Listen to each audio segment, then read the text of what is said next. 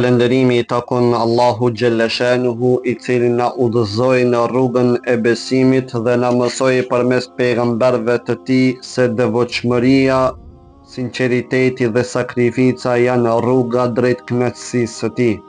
Salavate dhe selame qofshin mbi Muhammedin sallallahu alaihi wasallam, familjen e tij, shokët e tij dhe mbi të gjithë ata që e ndjekin në rrugën e tij deri në ditën e kataklizmës. Të dashur vëllezër, xhamati I vlerësuar, tema të cilën sot do ta shtjellojmë është pse Allahu Gjellëshanuhu kërkoi kurban. Nga Kurani mësojmë çdo popull e ka pasur atë që e udhëzonte në rrugën e drejtë dhe kuptojmë se Allahu Gjellëshanuhu nuk e ka dënuar asnjë popull pa ia dërguar më parë një të dërguar. Gjithashtu mësojmë se të gjithë pejgamberët, popujve të tyre, u mësuan normat themelore dhe universale të moralit. Prej Ademit alayhis salam, Nuhut alayhis salam, Musait alayhis salam, Isait alayhis salam, edhe Muhammedit alayhis salam, si dhe të gjithë të përmendurit e të papërmendurit në Kur'an, pasuesve të tyre u thoshin: mos vidhni, mos gënjeni, mos vritni, mos bëni imoralitet. Për këtë Allahu Gjellëshanuhu wa Gjelle Gjelaluhu thot: çdo populli I dham ligj e rrugë sipas së cilës duhej të vepronte. Nga Kur'ani gjithashtu mësojmë se Allahu Gjellëshanuhu çdo populli ja ka bërë obligim kurbanin. Çdo populli I kemi caktuar therrjen e kurbanit që ta përmendin emrin e Allahut mbi kafshët që ua kemi dhuruar. Zoti juaj është një Zot I vetëm, andaj vetëm atij dorëzojuni.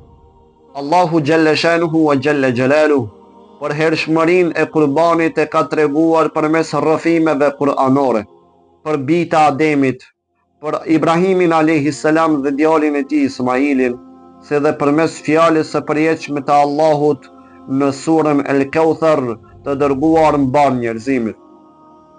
Rrëfimi për bijtë e Ademit thot: tregoju atyre rrëfimin e dy bijve të Ademit, kur ata bën kurban, nga njëri ju pranua, nga tjetri jo.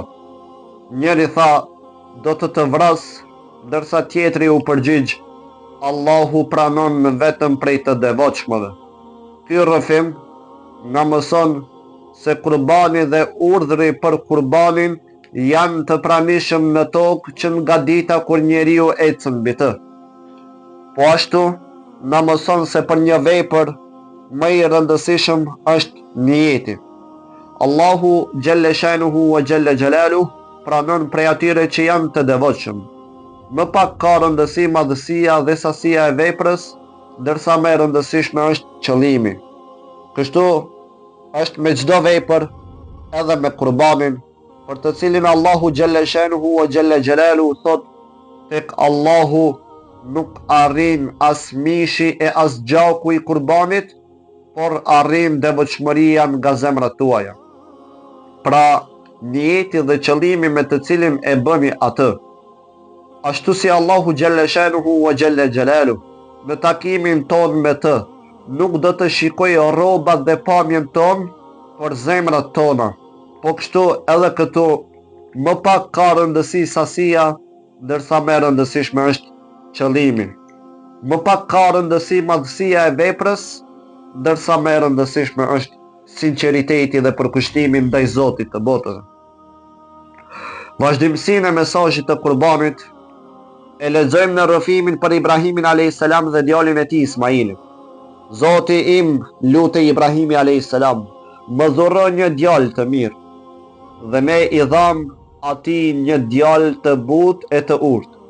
Kur ai u rrit, aq sa të mund ta ndihmonte të atin, babain e tij me punë, Ibrahimi alayhis salam tha: o biri im, kam parë në ëndër se duhet të flijoj. Ç'mendon ti për këtë?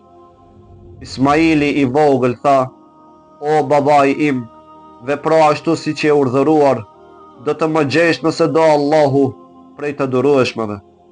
Dhe kur të dy ju nënshtruan urdhrit të Allahu Gjellëshanhu wa Gjelle Gjelalu, ne e therëm: o Ibrahim, ti e përmbushe obligimin tënd, kështu ne i shpërblejmë bamirësit. Kurbani është i pranishëm në çdo brez të njerëzimit. Allahu Gjellëshanhu wa Gjelle Gjelalu këtë e vërteton në librin e tij. Çdo populli i kemi dërguar urdhër që të therrin kurban. Pse? Që ta përmendin emrin e Allahut mbi bagëti që ua kemi dhruar. Nëse nga rrëfimi i bijve të Ademit a.s. mësojmë se për veprën është i rëndësishëm niyeti, nga rrëfimi për Ibrahimin a.s.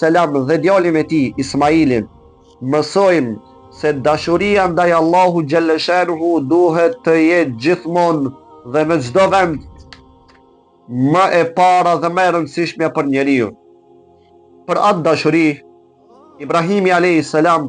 ishte i gatshëm të aflijonte djalin e tij dhe vetëm përmes kësaj rrugës së përmbushjes së urdhrave të Allahut drejtuar njeriut, arrihet titulli mik i Allahut. Ibrahimi a.s. u bë pikërisht ky, mik i Allahut, sepse dashuria ndaj Zotit ishte mbi dashurinë për çdo gjë tjetër të kësaj bote dhe të krijuar. Në afrimin tonë me Kurban Bajramin e Sivjetshëm, Ibrahimi a.s. duhet të na jetë nxitje dhe shembull që të jemi të gatshëm të sakrifikojmë nga dunjaja jonë për hir të kënaqësisë së Allahu Gjellëshanhu wa Gjelle Gjelalu dhe për nevojën që në këtë botë të jetojmë me lumturi, ndërsa në botën tjetër në mëshirën dhe shpërblimin që Allahu ua ka përgatitur atyre që ai i do dhe që e duan atë.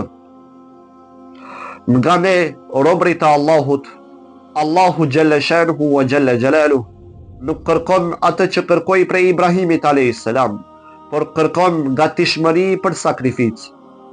Kurbani është përjetësuar në fjalën e përhershme të Allahut, të përmbajtur në surën El Kauthar: falju Zotit tënd dhe prej kurban.